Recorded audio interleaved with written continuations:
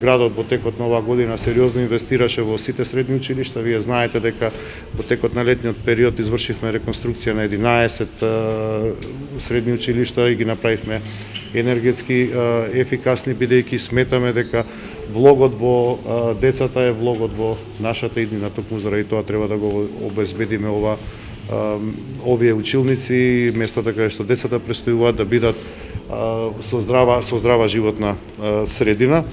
Во текот на оваа година градот за прв пат обезбеди вкупно 100 стипендии за сите ученици од средните училишта во висина од 3000 денара месечно во текот на 8 месеци додека трае училишната година. Мојата цел, нашата цел е на крајот да ги стимулираме учениците, особено оние кои што имаат подобри резултати, да вложуваат во сопственото знаење, бидејќи како што и веќе кажав, они се нашата иднина и ние мора да обезбедиме здрава средина. Градот во текот на оваа година започна со адаптација на средните училишта и на општо на институциите во градот Скопје, истите да ги направи достапни за лица со телесна попреченост. Во 7 средни училишта досега имаме изведено тоалети за лица со посебни потреби, тоа во Панче Караѓозов, Јосип Броз Тито, Зефлиш Марко, Ѓорги Димитров, Коча Рацин, Боро Петрушевски и Лазар Танев, а во изработка е ваков тоалет во училиштето Браќа Миладиновци.